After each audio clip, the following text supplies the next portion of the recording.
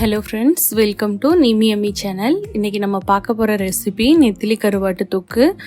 இந்த வீடியோ உங்களுக்கு பிடிச்சிருந்ததுன்னா லைக் பண்ணுங்க, ஷேர் பண்ணுங்க, கமெண்ட் பண்ணுங்க. எங்க வீடியோ இப்பதான் முதல் முறையா பார்க்கறீங்கன்னா மறக்காம எங்க சேனலை சப்ஸ்கிரைப் பண்ணுங்க. வாங்க ஃப்ரெண்ட்ஸ், வீடியோக்குள்ள போலாம்.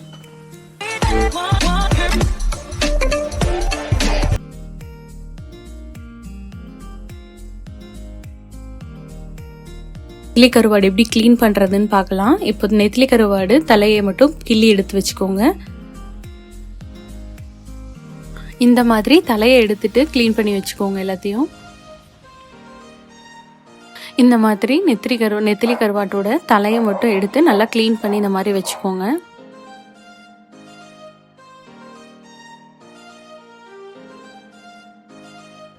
க்ளீன் பண்ணி வச்சிருக்கிற கருவாடை நல்லா 4 தடவை ஒரு சுடு தண்ணியில் போட்டு நல்லா கழுவி எடுத்துக்கோங்க.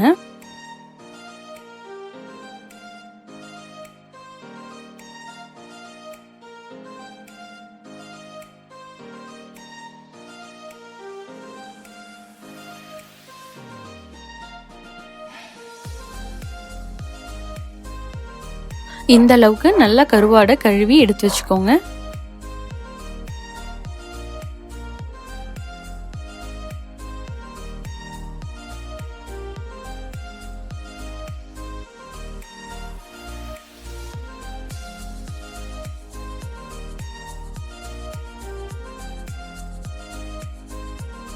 இப்போ அடுப்பை ஆன் பண்ணிட்டு ஒரு வானல் வச்சிருங்க. வானல் நல்லா சூடானதும் அதில் 4 டேபிள் ஸ்பூன் கல்லெண்ணெய் ஊற்றிக்கலாம்.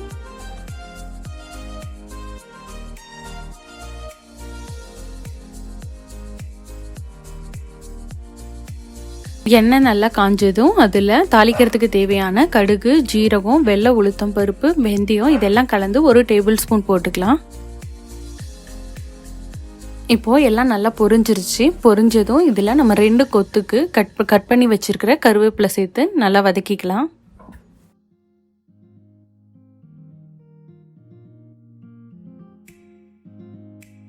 கருவேப்பிலை நல்லா பொரிஞ்சிருச்சு. இப்போது நம்ம 3 பெரிய வெங்காயத்தை சின்ன சின்னதாக கட் பண்ணி அதையும் இதில் சேர்த்து நல்லா வதக்கிக்கலாம்.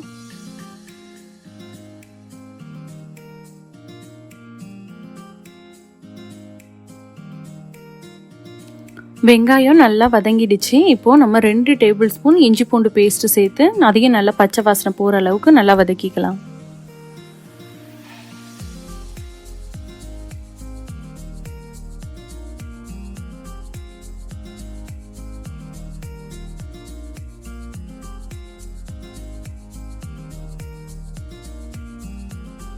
இஞ்சி பூண்டு பேஸ்ட்டோட பச்சை வாசனை நல்லா போயிடுச்சு. இப்போது நம்ம 3 பெரிய தக்காளி நல்லா குட்டி குட்டியோட கட் பண்ணிவிட்டு அதையும் இதில் சேர்த்து நல்லா வதக்கிக்கலாம்.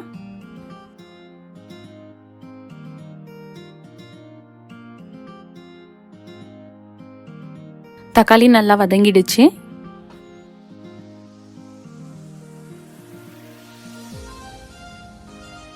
இதில் மஞ்சத்தூள் 1/2 ஸ்பூன், மிளகாத்தூள் 1 ஸ்பூன், மல்லித்தூள் 1 ஸ்பூன், ஜீரகத்தூள் 1/2 ஸ்பூன்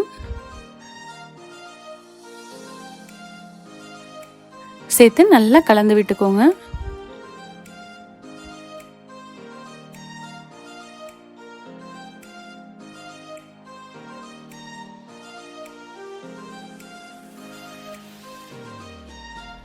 இப்போ தேவையான அளவு உப்பு சேர்த்து அதையும் நல்லா கலந்து விட்டுக்கலாம். இந்த அளவுக்கு நல்லா மசாலா திக்காகிற அளவுக்கு நல்லா வதக்கிக்கோங்க.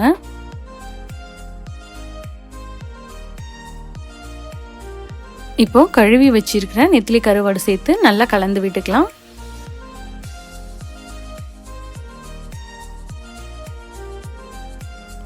நெத்திலி கருவாடு கழுவும் போதே அது நல்லா மண் இல்லாத அளவுக்கு நல்லா கழுவி எடுத்துக்கோங்க.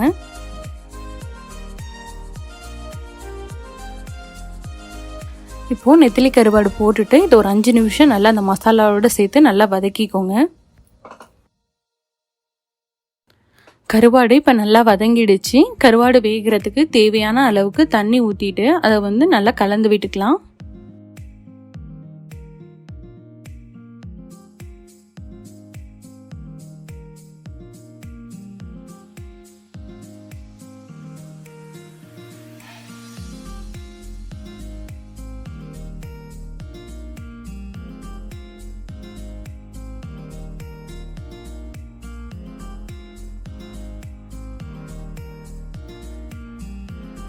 ஒரு 10 நிமிஷம் வேகிறதுக்காக இதை மூடி போட்டு மூடி வச்சிடலாம்.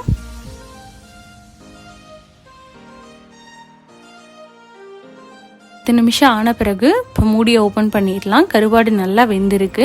நமக்கு தொக்கும் நல்லா திக்காக வந்திருக்கு.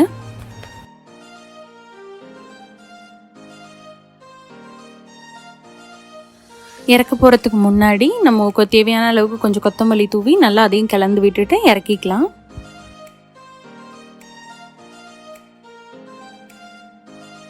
இப்போது நமக்கு சூப்பரான சுவையான டேஸ்டியான நெத்திலி கருவாடு தொக்கு ரெடி ஆகிடுச்சு. இது சாம்பார் சாதம், பழைய சாதம், ரசம் இந்த மாதிரி எல்லா சாதம் வெரைட்டிக்கும் நீங்கள் தொட்டு சாப்பிட்ற மாதிரி எடுத்துக்கலாம். இது சூப்பர் டேஸ்ட்டாக இருக்கும். இது கண்டிப்பாக உங்கள் வீட்டில் உள்ளவங்க எல்லாருக்கும் ரொம்ப பிடிக்கும்.